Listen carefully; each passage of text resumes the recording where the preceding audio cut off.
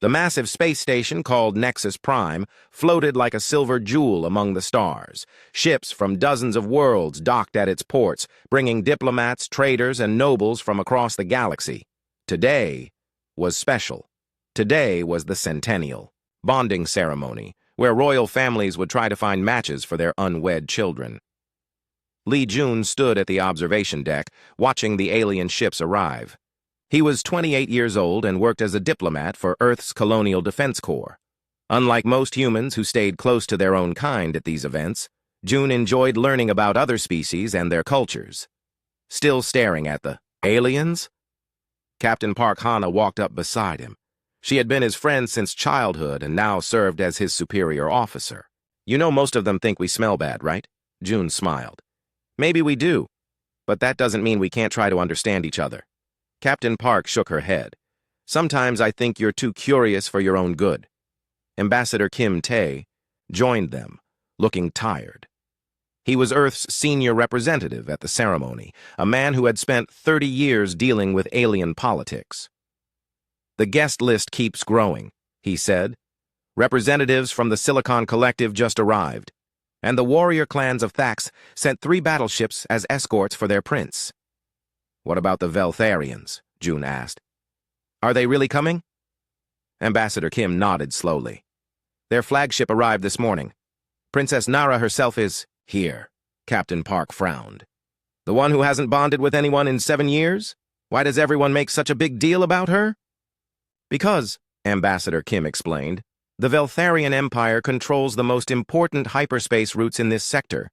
A marriage alliance with them would make any species incredibly powerful. But their princess has turned down every suitor. Why? Jun asked.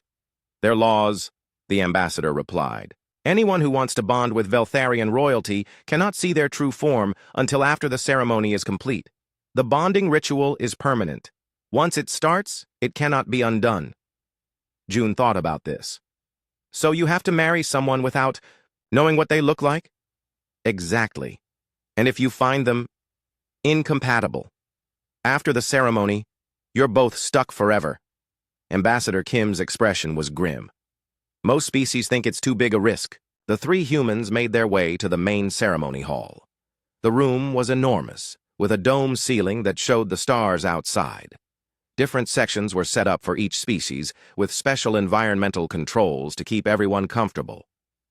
Jun looked around at the various aliens. The crystalline beings looked like living jewels, their bodies making musical sounds when they moved. The Silicon Collective representatives were tall and thin, their metal bodies gleaming under the lights. The Thax warriors were covered in thick armor and carried weapons that hummed with energy. But his attention was drawn to one section that seemed quieter than the others.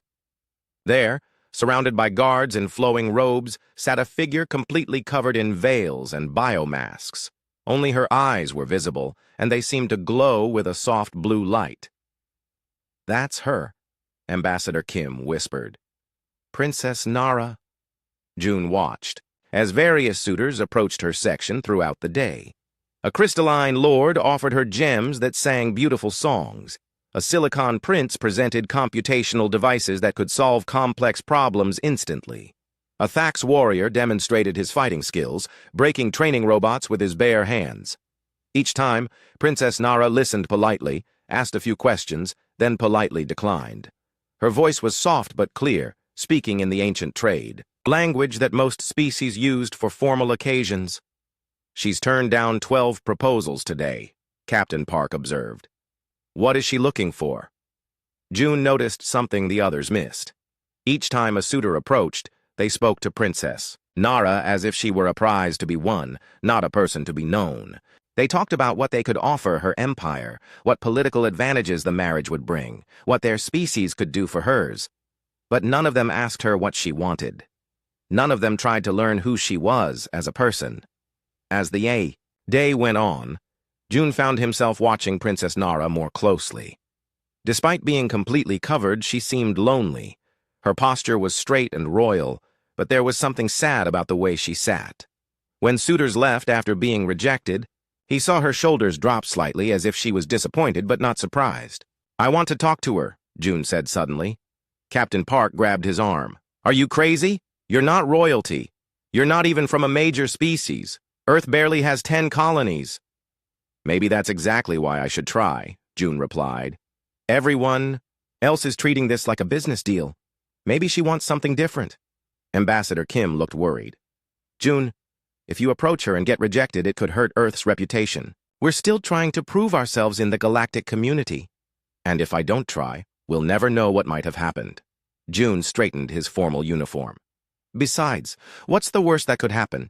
She says no, and we're right, back where we started. Before his friends could stop him, June walked across the hall toward the Veltharian section. The guards watched him approach but didn't stop him. One of them, a tall figure in flowing robes, spoke in the trade language. Human diplomat Li Jun requests audience with Her Royal Highness, Princess Nara of the Veltharian Empire. Princess Nara looked up at him.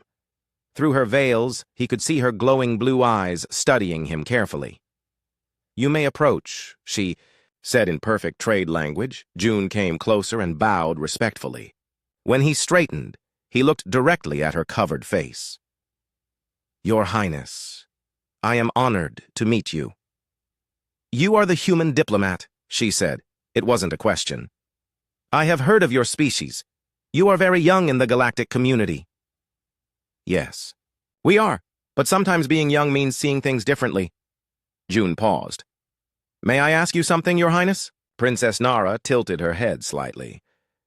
You may ask. What do you dream about? The question clearly surprised her. For a moment, she was silent.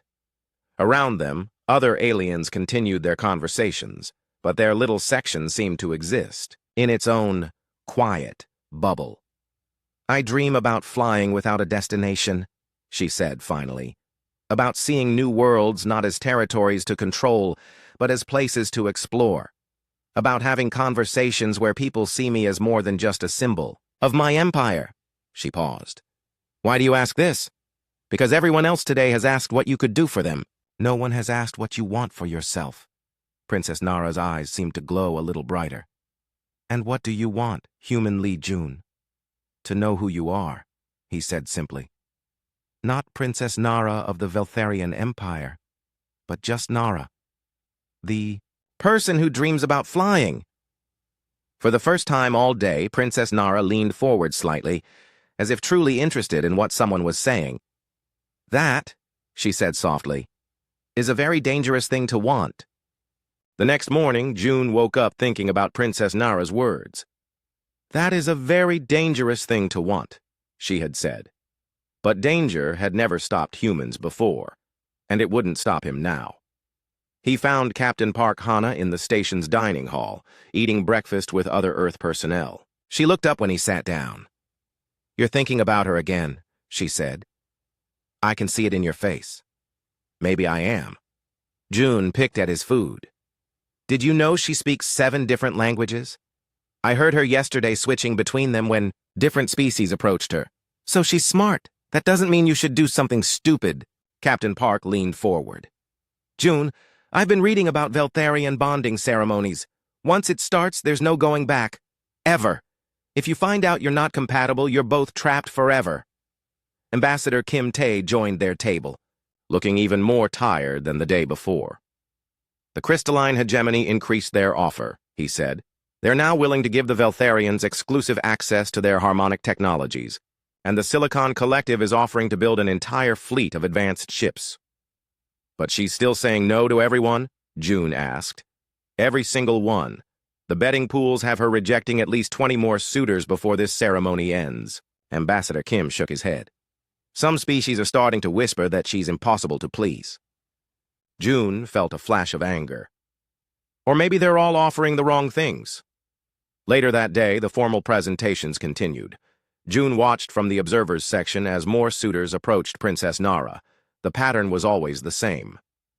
They would arrive with great ceremony, present their gifts or demonstrate their power, make grand speeches about political alliances, then wait for her decision. A prince from the aquatic domains brought rare pearls that glowed with their own light. A noble from the gas giant Federation offered mining rights to entire moons. A war chief from the border systems promised military protection against any threat.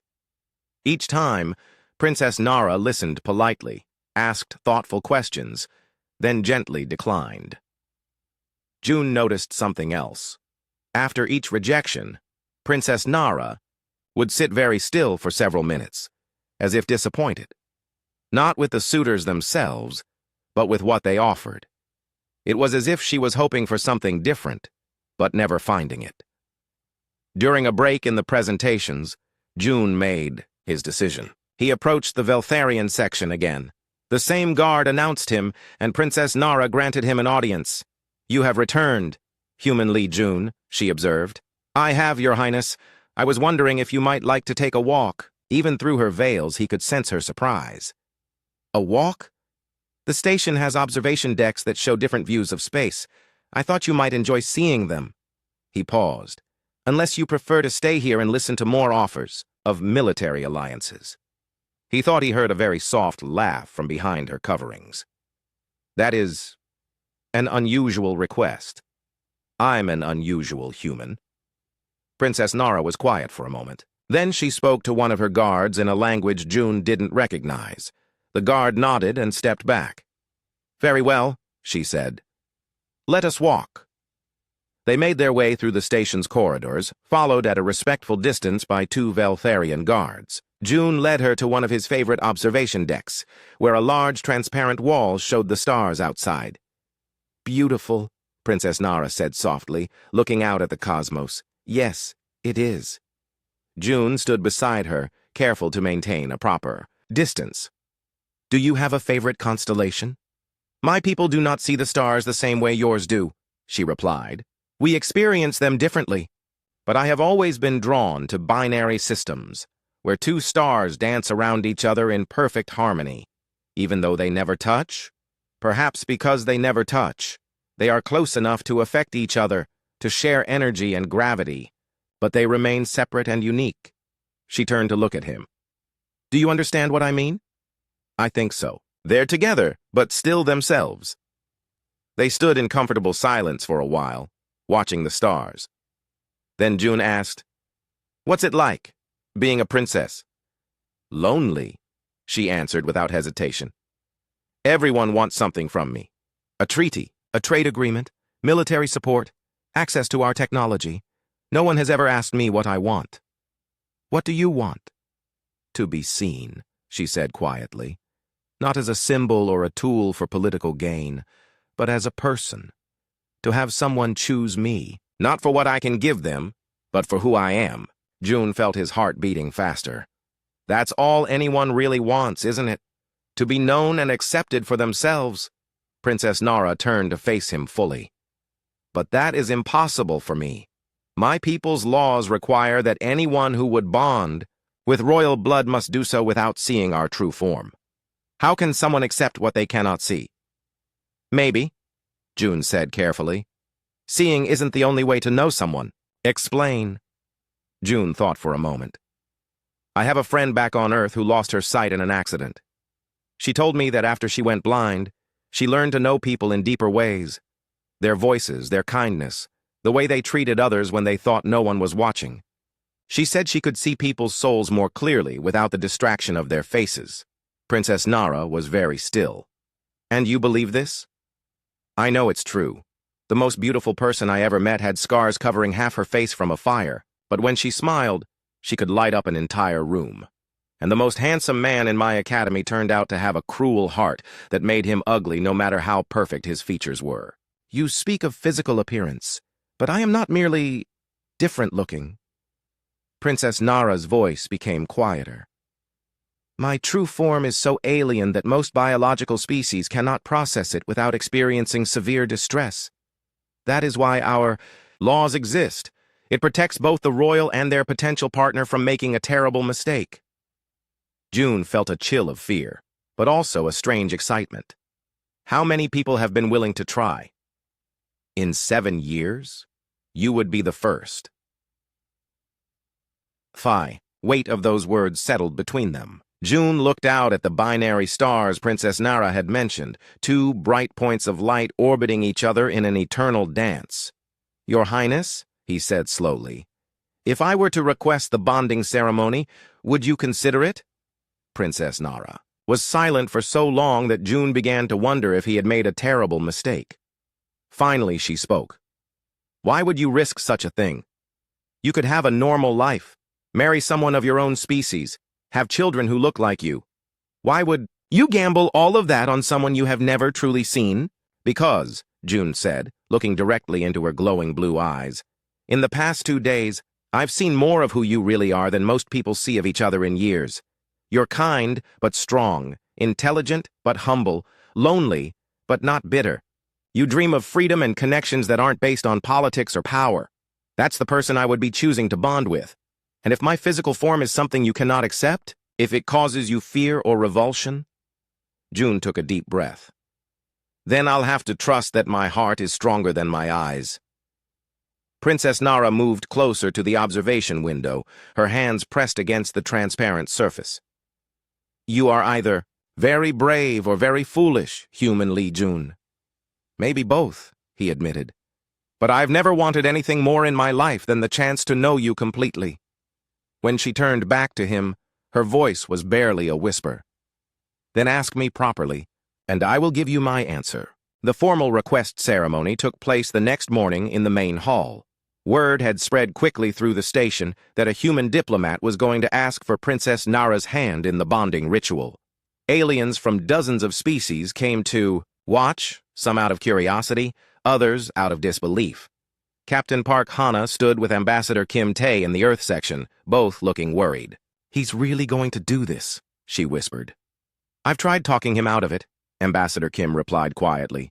But you know how he is when he makes up his mind. June walked to the center of the hall, wearing his finest diplomatic uniform. The room fell silent as he faced Princess Nara's section. Following ancient tradition, he spoke in the formal trade language, his voice carrying clearly through the vast space. Your Royal Highness, Princess Nara of the Veltharian Empire, I, Li Jun of Earth, formally request the honor of bonding with you according to the laws and customs of your people. I accept all conditions and consequences that such a union may bring. The silence that followed seemed to last forever. Princess Nara rose slowly from her seat. Even covered in veils and biomasks, her movements held a grace that made the entire room hold its breath. Human Li Jun of Earth, she replied in the same formal tone. I accept your request for bonding. The ceremony will take place aboard the Veltharian flagship in 3 days' time, according to our ancient traditions. The hall erupted in shocked murmurs. Several aliens left immediately, clearly disturbed by what they had witnessed. Others stayed, but June could hear fragments of their conversations. Madness, one Silicon representative whispered to another. The human has no idea what he's agreeing to, a crystalline noble said, his voice creating discordant musical notes. Thax Warrior laughed harshly. Let him learn the hard way. Some lessons can only be taught through pain. Over the next 3 days, June tried to prepare for what was coming. He studied everything Earth's computers had about Veltharian culture and bonding ceremonies, but the information was limited. The rituals were considered sacred and private, with few details available to outsiders. Captain Park visited him the night before the ceremony. Last chance to change your mind, she said, sitting on his quarters' small couch. I'm not changing my mind. June was reading through the basic Veltharian phrases he had memorized. Hana, what if this is exactly what humanity needs? What do you mean? Think about it. We're new to the galactic community. Everyone sees us as primitive, unimportant. But what if our willingness to take risks that others won't is actually our strength? Captain Park shook her head. And what if you're wrong? What if you spend the rest of your life bonded to someone you can't even look at? Then I'll learn to love her in different ways. June set down his study materials. Hana, I've been thinking about this for 3 days. I know it sounds crazy, but I feel like I already know her. When we talk, when we're together, something just feels right. You've talked to her twice. But in those conversations, I learned more about who she really is than I've learned about some people I've known for years. June stood up and walked to his small window, looking out at the Veltharian flagship in the distance. She's brilliant, funny, kind, and incredibly lonely. She spent her whole life being treated like a political tool instead of a person. If I can change that, if I can make her happy, then whatever risks I'm taking are worth it. The next morning, a Veltharian shuttle arrived to take June to their flagship. Captain Park and Ambassador Kim came with him as far as the docking bay. "Good luck," Ambassador Kim said, shaking his hand. "Whatever happens, Earth is proud of your courage." Captain Park hugged him tightly. "You'd better be happy," she whispered. "If you're miserable, I'm going to find a way to blame you for it." The Veltharian flagship was unlike any ship June had ever seen. The corridors seemed to shift and flow around him as he walked, and the lighting changed colors in patterns that were beautiful but completely alien. His escort, a tall figure in flowing robes, led him to the sacred grove. The ceremonial chamber took June's breath away. It was like stepping inside a living jewel. Bioluminescent plants from Princess Nara's homeworld covered the walls and ceiling, creating patterns of light that pulsed like a slow heartbeat. The air itself seemed to glow softly, and strange musical tones played from sources he couldn't identify. Princess Nara was already there, standing in the center of the chamber. She wore different coverings now, veils that seemed to be made of liquid starlight. Several other Veltharians stood around the edges of the room, but June barely noticed them. All his attention was focused on the figure waiting for him. "Are you ready?" she asked as he approached. "As ready as I can be," he replied. An elderly Veltharian stepped forward, speaking in their ancient language. Princess Nara translated quietly. "She is the keeper of bonds. She will guide the ceremony." The ritual began with words in the old tongue. June repeated phrases he had memorized, their meanings only partially clear to him. But when Princess Nara spoke the same words, he could hear the emotion in her voice, and somehow that made the meaning clearer.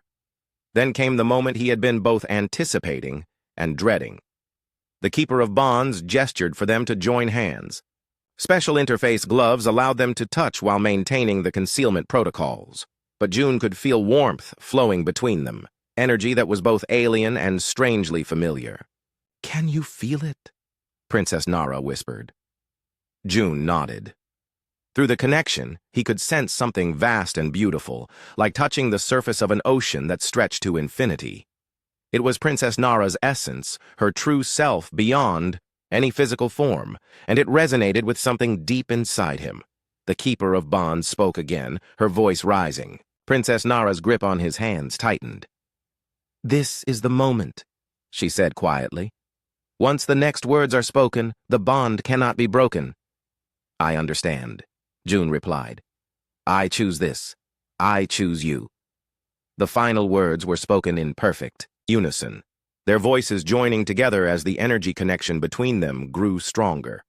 And then, as the ceremony reached its peak, Princess Nara's coverings began to dissolve. The change started slowly, the veils and biomasks fading like morning mist. Other Veltharians in the chamber stepped back, some covering their eyes or turning away entirely. But June stood still, watching as the woman he had chosen to bond with was revealed for the first time. What he saw defied every concept of physical form he had ever known. Princess Nara was not made of flesh and blood like him. She was living light, pure energy, given shape and consciousness. Her body flowed and shifted like Aurora Borealis, colors streaming through her that had no names in any language he knew. She was beautiful beyond any earthly understanding of beauty, but so utterly alien that looking at her directly should have been impossible for a biological mind to process. Around the chamber, he heard gasps of shock and fear. One Veltharian guard fell to his knees, overwhelmed by the sight, but June felt no fear, only wonder. He was looking at the universe itself made manifest. In Princess Nara's flowing form, he saw the birth of stars, the dance of galaxies, the poetry of existence written in light and energy. She was everything that was vast and mysterious and beautiful about the cosmos, and somehow, impossibly, she was also the lonely, intelligent, kind person he had come to know. "Are you afraid?" she asked, her voice now coming from everywhere and nowhere like music made of light. "No," June said, his voice filled with awe. "You're the most beautiful thing I've ever seen." Princess Nara's form pulsed brighter, and through their bond, he felt her surprise and joy. For the first time in her life, someone was looking at her, true self without fear or revulsion, but with complete acceptance and wonder. The ceremony was complete. They were bonded now, connected by energy and choice and something deeper than either of them fully understood. As Princess Nara's form stabilized into a shape that was easier for him to look at directly, June realized that his life had just changed in ways he couldn't imagine. But looking into the swirling lights that were her eyes, he knew he had made the right choice. The tribunal convened on Nexus Prime 6 weeks after the bonding ceremony. Representatives from over 200 species gathered in the largest chamber on the station, their various life support systems creating a rainbow of atmospheric conditions. Judge Kang Yuna arrived from Earth specifically for this case. She was known throughout human space as one of the finest legal minds of her generation, brilliant and uncompromising in her pursuit of justice. When she met with June and Princess Nara before the proceedings, her first words were practical. "I need to know everything," she said. "How you met, what you discussed, why you made this choice. The prosecution will try to paint you as naive or deceived. We need to show that you knew exactly what you were doing." Captain Park Hana had also requested permission to attend the tribunal. She sat in the Earth section with Ambassador Kim, watching, as the massive chamber filled with aliens of every description. "I still think he's crazy," she whispered. "Maybe," Ambassador Kim replied. "But maybe that's exactly what we needed to be." The prosecutor was Lord Vex from the crystalline hegemony, his jeweled body creating sharp, discordant musical notes as he spoke. "Honored judges," he began, his voice ringing like broken glass, "we are here because a dangerous precedent has been set. The human Li Jun was allowed to enter into a permanent bonding without full knowledge of what he was agreeing to." Judge Kang Yuna stood to respond. "Your Honor, my client was fully informed of all the conditions of the bonding ceremony. He knew he would not see Princess Nara's true form until after the ceremony was complete, and he accepted those terms willingly." "But did he understand what those terms truly meant?" Lord Vex countered. "Could any biological being comprehend the reality of bonding with a pure energy entity? The physical and psychological stresses alone should have made this union impossible." The tribunal judge, an ancient being from a neutral species, gestured for the first witness to speak. A Silicon Collective representative stepped forward. "I observed the human during the ceremony," the metal being said. "When Princess Nara revealed her true form, several experienced diplomats fled the chamber. Others required medical attention. Yet this human showed no signs of the expected trauma." Response: "Because there was no trauma," Princess Nara interjected, her voice carrying clearly through the chamber despite her still covered form. "He saw me and felt wonder, not fear." Lord Vex's crystalline form chimed harshly. "Or he was so shocked that his primitive nervous system simply couldn't process what he was seeing." "Your Honor," Judge Kang Yuna said, "I request permission for my clients to demonstrate the reality of their bond." The tribunal judge considered this. "Explain what you mean." "Allow Princess Nara to show her true form here, in this chamber. Let everyone see how human Li Jun responds, and judge for themselves whether this is a man traumatized by deception or someone who genuinely accepts and loves his bonded partner." A murmur of fear rippled through the chamber. Many representatives shifted nervously in their seats. Pure energy beings in their natural state were known to cause severe psychological distress in most biological species. "This is highly irregular," Lord Vex protested, "and potentially dangerous to the observers." "I will take responsibility for any consequences," Princess Nara said firmly, "and I will maintain enough physical coherence to minimize the effect on others." The tribunal judge was quiet for a long moment. Then he nodded. "Permission granted, but all observers may leave the chamber if they wish." About a third of the representatives immediately filed out. Others moved as far from the center of the chamber as possible.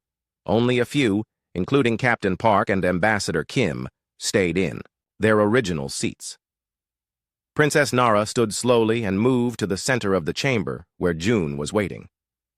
As she had during their bonding ceremony, she began to let her coverings dissolve. The change was gradual but breathtaking. Her physical, Disguise faded away like morning mist, revealing the flowing aurora of light and energy that was her true form. Colors that had no names streamed through her translucent body, and her presence filled the chamber with a soft, otherworldly glow. Several more observers fled. Others covered their eyes or turned away, unable to process what they were seeing. A few fell to their knees, overwhelmed by the alien beauty and terror of a being made of pure energy. But June stepped forward without hesitation. He reached out to touch her flowing form, and where his hand made contact, their combined energies created patterns of light that danced across the chamber walls. "This is what I see every day," he said, his voice carrying clearly through the silent chamber. "This is the woman I chose to spend my life with. She is beautiful beyond any earthly understanding of beauty. She is kind, intelligent, funny, and she dreams of flying without destinations." Princess Nara's form pulsed brighter with joy. "And he has taught me things I never knew existed," she said, her voice now coming from everywhere at once. "The way sunlight feels on physical skin, the taste of water, the rhythm of a beating heart. Through our bond, I experienced the universe in ways my people never could. They moved together in a dance that was part physical, part energy, completely alien, yet somehow universal. Their love was visible in the patterns of light they created, in the way their very different forms of existence complemented each other." Judge Kong Yuna seized the moment. "Your Honor, members of the tribunal, you have now seen what the prosecution calls deception and trauma. Does this look like a man who was tricked? Does this look like a union based on misunderstanding?" Lord Vex's crystalline form was creating discordant notes of frustration. "The human's response is unusual, but that doesn't mean the bonding should be considered valid. The differences between their species are too vast." "And yet they have found harmony," Princess Nara replied, her form gradually returning to a more solid state so others could look at her more easily. "Is that not what bonding is meant to achieve?"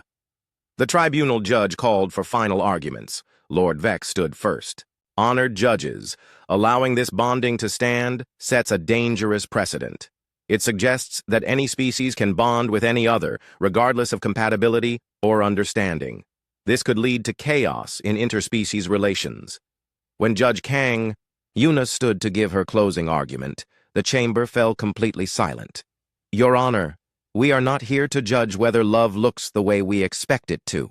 We are here to determine whether two beings entered into a bonding ceremony with full knowledge and consent. My client knew he would not see Princess Nara's true form until after the ceremony. He accepted that risk willingly. He has shown no signs of trauma or regret, only joy and wonder at the connection they share." She paused, looking around the chamber, at the various alien representatives. "The prosecution asks what precedent this sets. I ask what precedent it sets if we invalidate a bonding based on fear of the unknown. My client showed courage that others lacked. He chose to see beyond surface differences and connect with someone based on who they truly are inside. Is that not something we should celebrate rather than condemn?" The tribunal deliberated for 3 days. During that time, June and Princess Nara waited in their quarters aboard the Veltharian flagship. Captain Park was allowed to visit, and she found them sitting together in their specially designed living space, Princess Nara in her semi-solid form with June's hand resting on her energy shoulder. "How can you be so calm?" Captain Park asked. "They could force you apart." "They could try," June replied, "but what we have can't be broken by laws or tribunals. Even if they declare the bonding invalid, I'll still love her. And I will still choose him," Princess Nara added, her form brightening. "Every day, for the rest of our existence." When the tribunal reconvened to announce their decision, the chamber was packed with representatives who had returned to hear the verdict. The tribunal judge's voice was solemn as he spoke. "After careful consideration of all evidence and arguments, this tribunal finds that the bonding between human Li Jun and Princess Nara of the Veltharian Empire was entered into with full knowledge and consent by both parties. The bonding is declared valid and permanent under galactic law." The chamber erupted in mixed reactions. Some species cheered, others protested, but June only had eyes for Princess Nara. Her form was glowing so brightly with joy that several nearby observers had to shield their eyes. Lord Vex stood immediately. "This tribunal has made a grave error. The consequences of this decision will be felt throughout the galaxy." But the tribunal judge's next words surprised everyone.